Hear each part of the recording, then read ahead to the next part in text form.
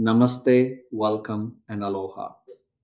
Welcome to Canto 9 of the Srimad-Bhagavatam titled Liberation, the Royal Road to Freedom. This ninth canto is the great genealogical and historical heart of the Bhagavatam. It traces the royal dynasties of the sun and the moon, the Sūrya-vaṁśa and Candra-vaṁśa, from the dawn of this age down to the very threshold of Lord Krishna's appearance. Let us explore this magnificent ninth canto, a canto that reveals the path to liberation through the lives of the greatest kings, sages, and devotees in the history of the universe. Let us now look at the overview of Canto 9. Canto 9, titled Liberation, is the great genealogical and historical canto of the Srimad-Bhagavatam. It traces the royal dynasties of the solar and lunar lines, the Sūrya-vaṁśa and Candra-vaṁśa, from the earliest kings of the post-flood world down to the immediate ancestors of Lord Kṛṣṇa Himself. Far from being a dry historical record, Canto 9 is a gallery of extraordinary souls, kings, sages, and devotees, each of whose life stories illuminates a different facet of the path to liberation.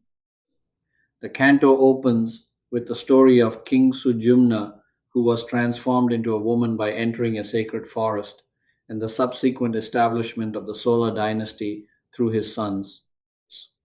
It then traces the lineage through a series of remarkable narratives.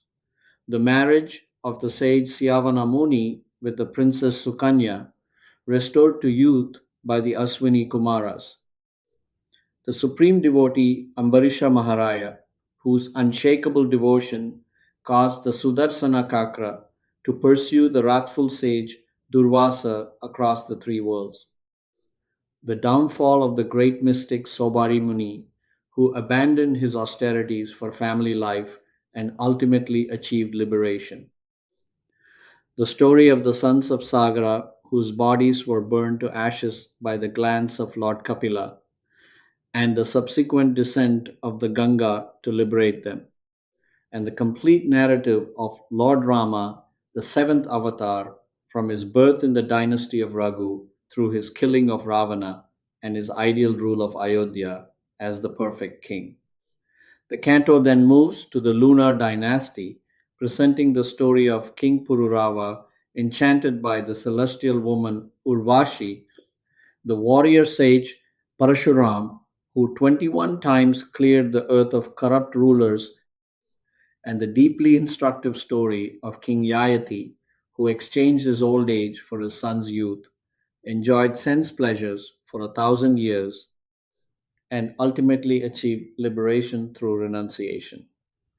The canto concludes with the 24th chapter, Krishna, the Supreme Personality of Godhead, which traces the Yadu dynasty through its many branches down to Vasudeva and Devaki, the parents of Lord Krishna, setting the stage for the great Canto 10, the heart of the entire Bhagavatam. Now let us look at the key themes. Canto 9 is unified by the theme of liberation.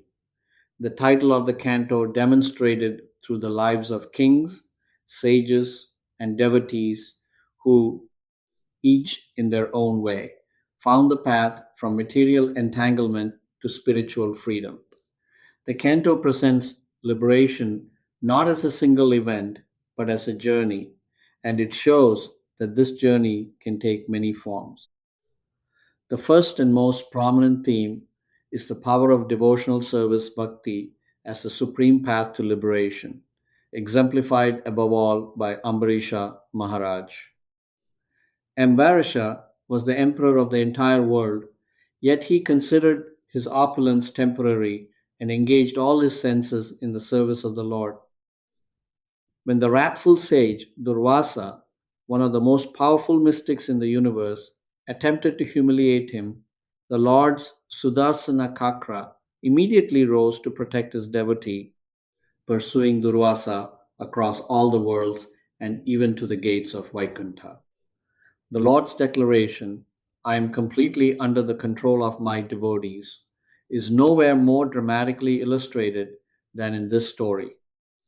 The second theme is the danger of abandoning spiritual practice for material enjoyment, illustrated through the story of Saubhari Muni. Saubhari was a great sage performing austerities at the bottom of the Yamuna River, but when he saw the fish enjoying conjugal life, he was overcome by desire, left his austerities, married 50 princesses, and spent years in material enjoyment. His story ends in liberation, but only after he recognized the futility of sense gratification and renounced everything.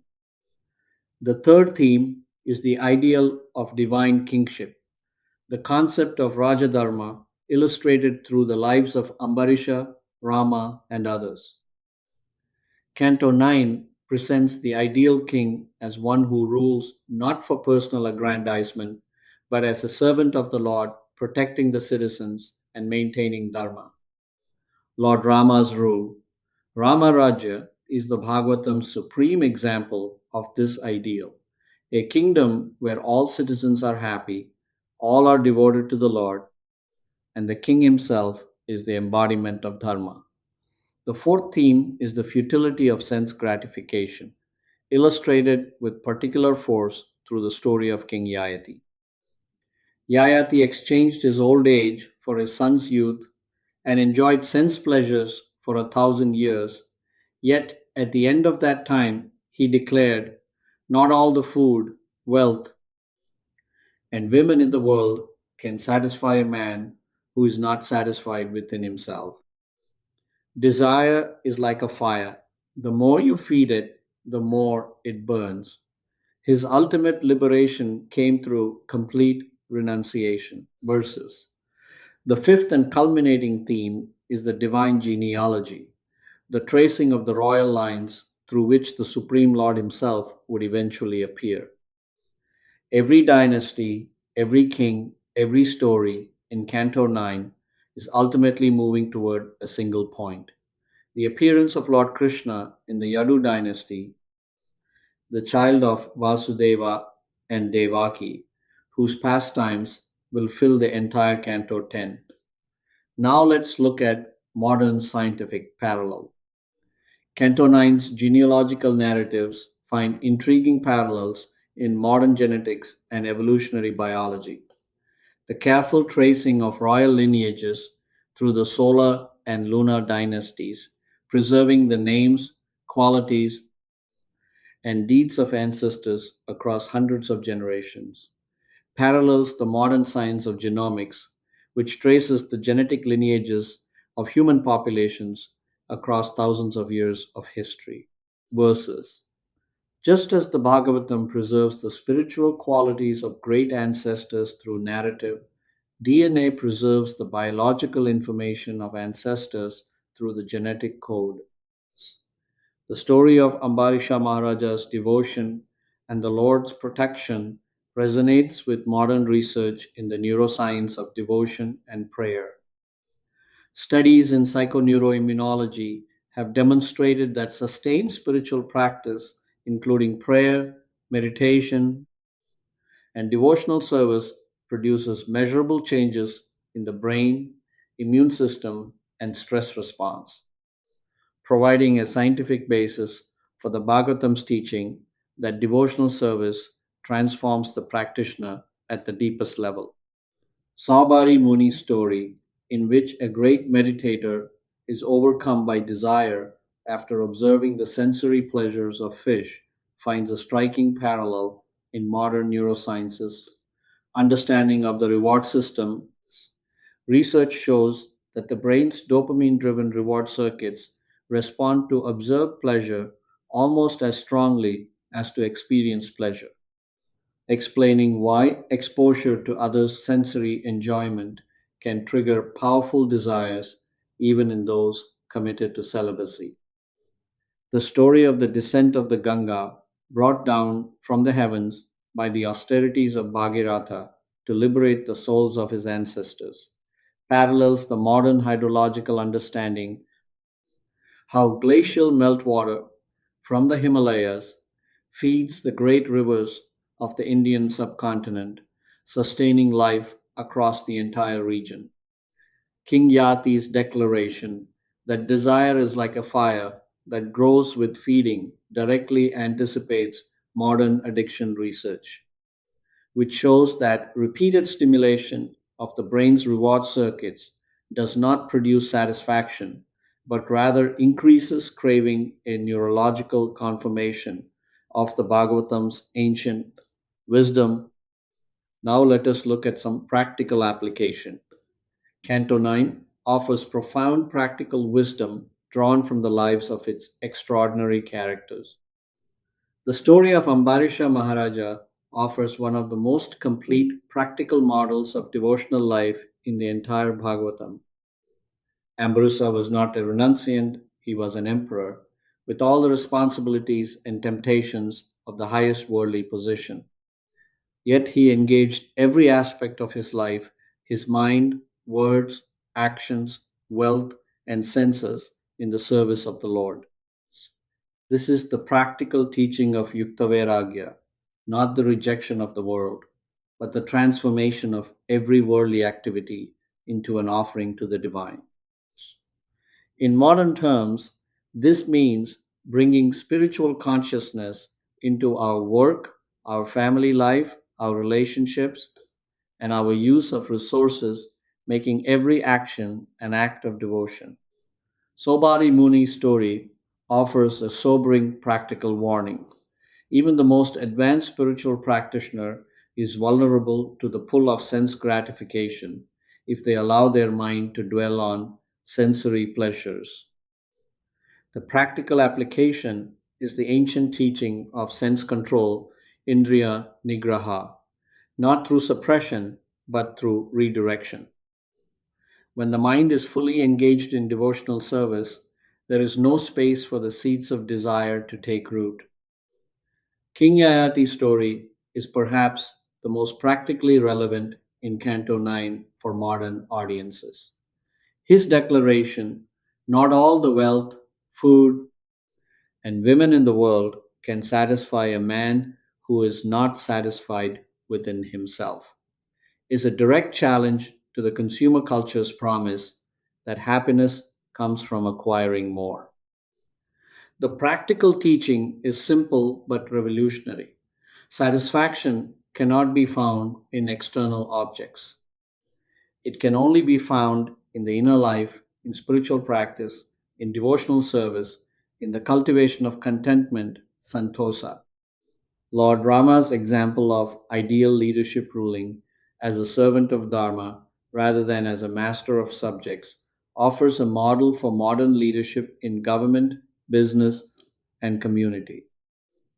The concept of Rama Rajya, a kingdom where the leader's primary concern is the welfare and spiritual development of the citizens, is as relevant today as it was in the age of the product. Ramayana. Now let us look at how this helps for young people. Canto 9 speaks to young people through its vivid stories of heroes, kings, and sages who faced the same fundamental challenges that young people face today: the pull of desire, the pressure to conform, the search for identity, and the question of what truly constitutes a good life. The story of Ambarisha Maharaja is especially relevant for young people navigating a world of constant distraction and sensory stimulation. Ambarisha was a king with access to every pleasure the world could offer, yet he chose to engage his senses in devotional service rather than sense gratification. His story teaches that the highest form of self discipline is not the suppression of the senses, but their elevation using every capacity we have in the service of something greater than ourselves. Saubari Muni's story is a cautionary tale that speaks directly to the digital generation. Just as Saubari was overcome by desire after observing the pleasures of fish, Young people today are constantly exposed to curated images of others' pleasures on social media, a modern equivalent of Sobari's underwater observation. The teaching is be mindful of what you allow your mind to dwell on, because the mind becomes what it repeatedly contemplates.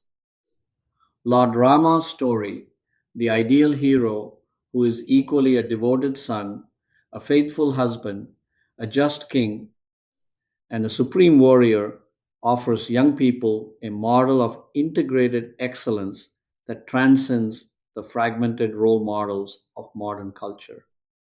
Rama's willingness to sacrifice his personal comfort and happiness for the sake of Dharma and the welfare of others is a timeless model of heroic virtue. Now, let us look at how this helps for the older generation. For the older generation, Canto 9 offers a perspective on the arc of a human life that is simultaneously humbling and deeply liberating. The genealogical structure of the canto, tracing royal lineages across hundreds of generations, places our individual lives within a vast temporal context, reminding us that we are links in a chain that extends far back into the past and far forward into the future. Our role is not to be the greatest link, but to be a faithful one, to receive the wisdom of our ancestors and transmit it faithfully to our descendants. King Yayati's story resonates with particular depth for those who have spent decades pursuing worldly success and pleasure. Yayati's declaration that 1,000 years of sense enjoyment left him no more satisfied than when he began is a recognition that many people reach in the later stages of life, that the things we spent our lives pursuing have not delivered the happiness we expected. Yayati's liberation came through complete renunciation and the return of youth to his son Puru, a beautiful metaphor for the gift that the older generation can give to the young, the return of vitality, opportunity, and wisdom, freely given without expectation of return.